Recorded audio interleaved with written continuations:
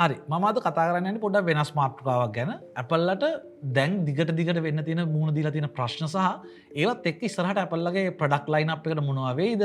එතනින් එහාට පස්සේ Appleලගේ ඉස්සරහට එන තියෙන ප්‍රොඩක්ට්ස්, තියෙන software updates වලට මොන වගේ දේවල් වෙයිද? තරමක Apple news වගේ දේවල් ගැන තමයි මම අද කතා කරන්න යන්නේ. මේකට ප්‍රධාන හේතුව තමයි පහුගිය සතියේ Appleලට ලොකු තර්ජනයක් එල්ල වුණා UK territory එකෙන්. මොකද Appleලගේ තියෙන එක software feature එකක් සම්පූර්ණයෙන්ම UK වල sell කරන iPhone වලින් ඉවත් කරන්න කියන දේත් එක්ක. ඉතින් මේ ෆීචර් එක මොකද්ද සහ මේක මොන වගේද වැඩ කරන්නේ සහ අනිත් Appleලට වෙන්න තියෙන මුහුණ දීලා තියෙන ප්‍රශ්න ගැන අපි අද මේ වීඩියෝ එකෙන් කතා කරමු. ඉතින් iPhone එක පාවිච්චි කරන කෙනෙක් නම් සමහර විට ඔයා මේ ෆීචර් එක ගැන දැකලා ඇති. සමහරවිට ඔයා මේ ෆීචර් එක ඔන් කරගෙනත් ඇති. ඒ තමයි advanced data protection කියන එක. මොකද Apple ඔයා දැකලා ඇති ගොඩක් තැන්වලදී විකුණන මේන් ෆීචර් එකක් තමයි privacy කියන දේ.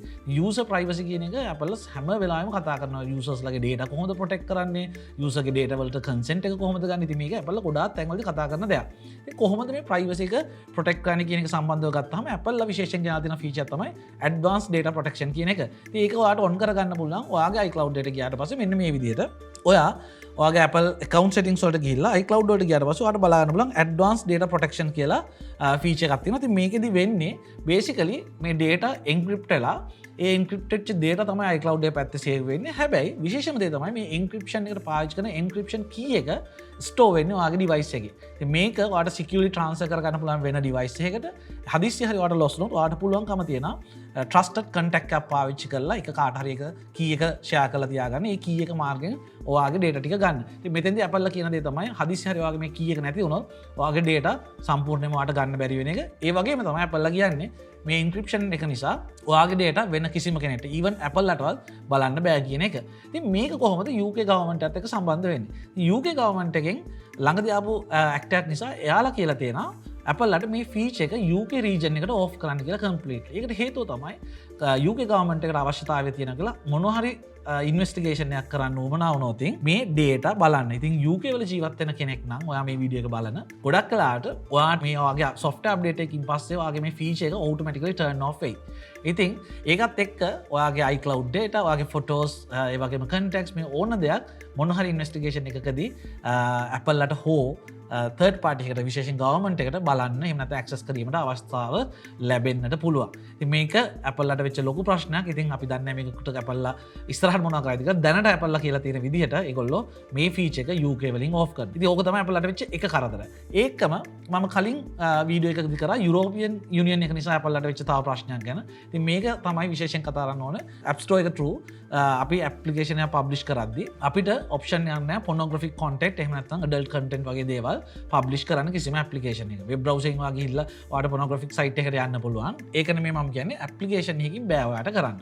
ඉතින් European Union එක පහුගිය එයාලගේ digital act එකත් එක්ක Appleලට විශේෂයෙන් කිව්වා එයාලගේ තිබ්බ app store එක ඔයාට user ට පුළුවන්කම තියෙනවා European territory එක ඇතුළේ ජීවත් වෙන කෙනෙක් නම් මේ app store එක අයින් කරලා third party app stores ඔයාට install කරගන්න. ඉතින් මේ third party app stores හරහා දැන් අවස්ථාව දීලා තියෙනවා ඔයාට adult content තියෙන applications install කරගන්න. ඉතින් මේකට ගොඩක් අය කියලා තිබ්බේ iPhone content කියලා. iPhone apps දැන් තියෙනවා කියලා. ඉතින් ඔන්න ඔය වගේ දේවල් වලට Appleලට මුහුණ දෙන්නලා තියෙනවා. මොකද Appleලා මේ maintain කරපු ඒ අර good image එක වගේ දේ දැන් මෙන්න මේකත් එක්ක චුට්ටක් අඩු වෙලා තියෙනවා.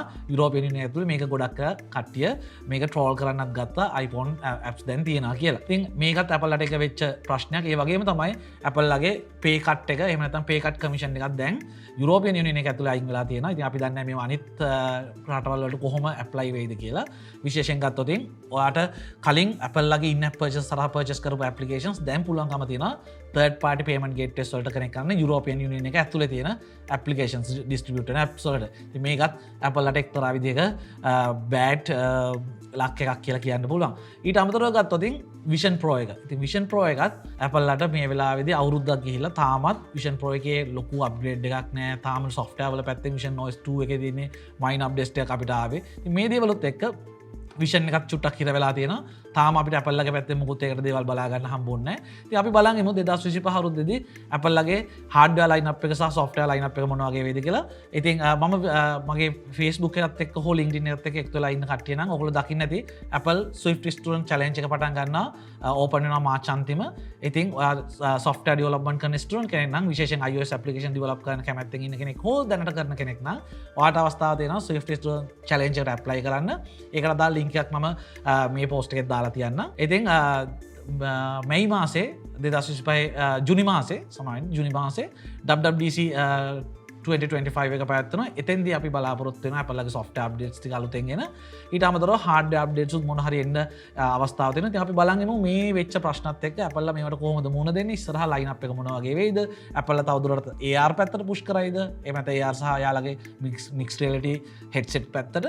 ඒ වගේම Apple Intelligence වල ඊළඟ දිශාව මොන වගේ වෙයිද කියලාත් අපි බලාපොරොත්තු වෙනවා. ඉතින් ඒකම මම මේ වීඩියෝ එක රෙකෝඩ් කරද්දී iOS 18.4 developer beta එක release කරලා තියෙනවා. මේක ගොඩක් වෙලාවට මාර්තු අන්තිමේ හෝ අප්‍රේල් වල රිලීස් වෙයි. එතකොට හැම රීජන් එකටම වගේ Apple Intelligence features උත් ලැබේ. ඔයා පාවිච්චි කරන්නේ 15 Pro හෝ 16 device range එකක් නම් ඔයාට Apple Intelligence features උත් බලා ගන්න පුළුවන්කම ලැබේ. විශේෂයෙන් writing tools සහ image playground වගේ දේවල්. ඉතින් Apple ලා AI සහ AR කියන දෙපැත්තම technology stacks දෙකම ගොඩක් දෙලාට push කරනවා. ඉතින් අපි බලන්ගෙමු මොන වගේ වෙයිද කියලා Apple ලගේ AI සහ AR සහ එතනින් එහාට මෙයාලගේ lineup එක 2025 දී. ඉතින් වෙනද වගේ මතක් කරනවා Apple ecosystem එකත් එක්ක ඉන්නවා නම් මොන හරි Apple device එකක් පාවිච්චි කරනවා නම් දිගටම අපේ channel එකත් එක්ක එකතු වෙලා ඉන්න. අපි ඊළඟ වීඩියෝ එකෙන් හම්බෙමු.